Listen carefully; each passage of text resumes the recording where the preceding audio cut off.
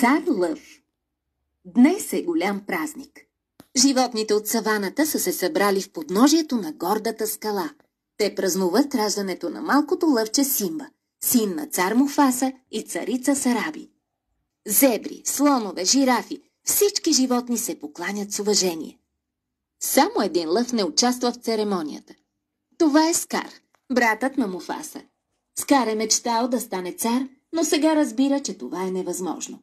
Когато порасне, Симба е този, който ще наследи баща си Муфаса на лъвския трон. И Скар е измъчван от завист.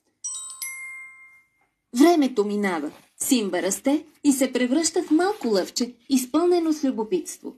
Той обича да тича покрай великия си баща и да открива света.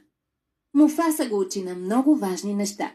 Като цар трябва да уважаваш всички същества, от смирената мравка до пъргавата антилопа.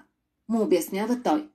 Всички сме важни и полезни и всички имаме предназначение. И така всички ние съжителстваме заедно във великия кръговрат на живота. А Скар?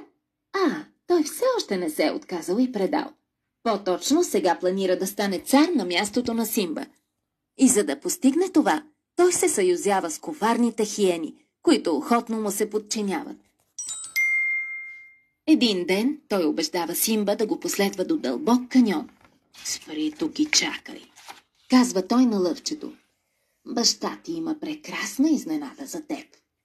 След което прави знак на хиените и те подплашват стадо гну със своя маниакален кикот. Животните се втурват вихрено в каньона и... Помощ! Симба е в голяма опасност да бъде стъпкан и да се превърне на пихтия под копитата им.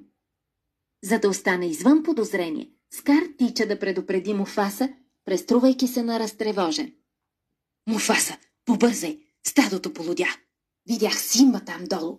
вика силно той. И царят веднага хуква да помогне на своя син.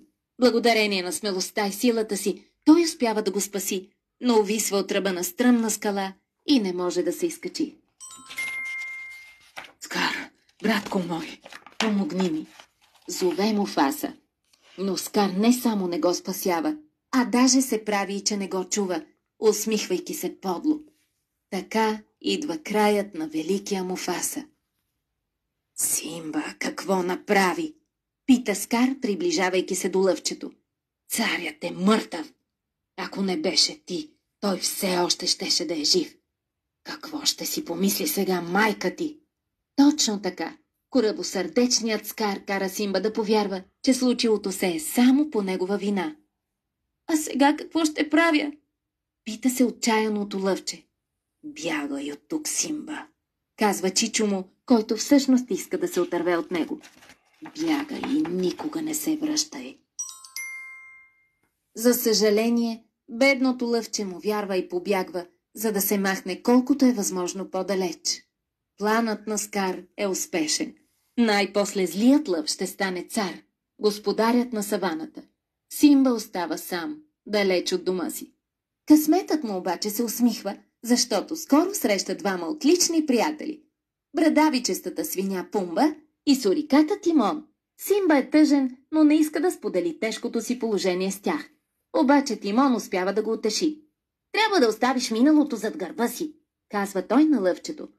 «Нашето мото е Хакуна Матата, което означава никакви грижи». «Да, правилно, Хакуна Матата. Живей безгрижен живот». Заедно с двамата си много мили приятели, Симба започва нов живот в гората и открива, че това е едно прекрасно място. Сред дърветата има много реки за игра и много лияни за люлеене. Разбира се, не му харесва много да яде насекомите, които живеят в храстите, но Симба се научава да съжителства с тях. Толкова е приятно да се смееш и да играеш. Времето минава. Симба израства и става силен и смел млад лъв. Една сутрин млада лъвица идва отдалеч, вижда Пумба и се приготвя да му се нахвърли. «Помощ!» крещи той, опитвайки се да избяга.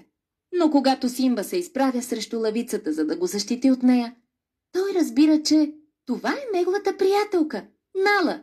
Симба не може да повярва на очите си. Толкова се радва, че отново са се открили.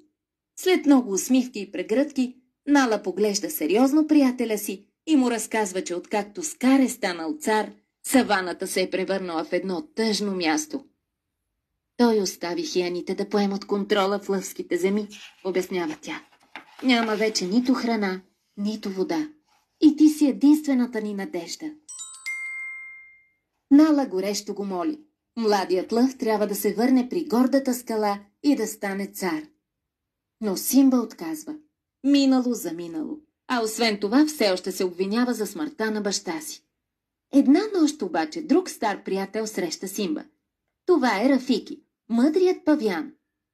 Усмихвайки се, Рафики сочи към небето, където сред звездите се появява голям сияещ облак. Облакът образува лице. Лицето на Муфаса. Ти си моят син, законният цар, казва образът на Симба. И ти трябва да вземеш мястото си в кръговрата на живота. Да, сега вече Симба знае какво да направи. И с Нала, Тимон и Пумба той се връща в лъвските земи, в своето царство. А в саваната се разразява ужасна буря. И когато Симба стига до гордата скала, той вижда майка си Сараби, съборена на земята. Скар, безсърдечният побойник, е ударил лъвицата, защото тя се осмелила да му се противопостави. Но сега нещата се променят. Махни се от нея, изръмжава Симба, предизвиквайки чичо си. Скар е изненадан да го види отново, но за да го обезкуражи, той му напомня за деня, в който умира Муфаса. Ако не беше ти, баща ти все още щеше да е жив! Вика той по-силно и от грамотевиците, за да го чуят всички. След това, заедно с хиените, той започва да избутва Симба към ръба на гордата скала. По-близо, малко по-близо, докато... Не, младият лъв отстъпва крачка назад, подхлъзва се и увисва на ногтите си от една издатина, както самият Муфаса преди много време. В този момент, уверен в победата си, Скар казва, смеейки се иронично. Баща ти имаше същото изражение преди да умре. И сега ще ти разкрия тайната си. Аз убих Муфаса. Симба отваря широко очи. Сега той знае. Вината не е негова. Скар е убиецът. След това, използвайки всичките си сили, той скача върху жестокия лъв и го обездвижва на земята, а Сараби и другите лъвици от прайда прогонват хиените.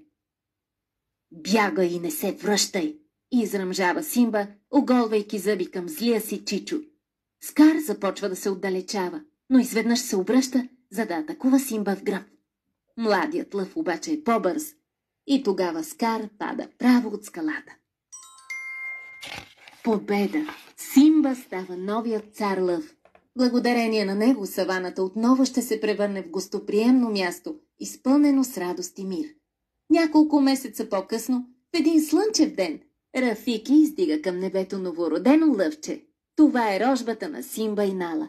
С това мъдрият павиан обявява на животните раждането на новия принц и всички животни празнуват заедно в подножието на гордата скала, щастливи и обединени във великия кръговрат на живота.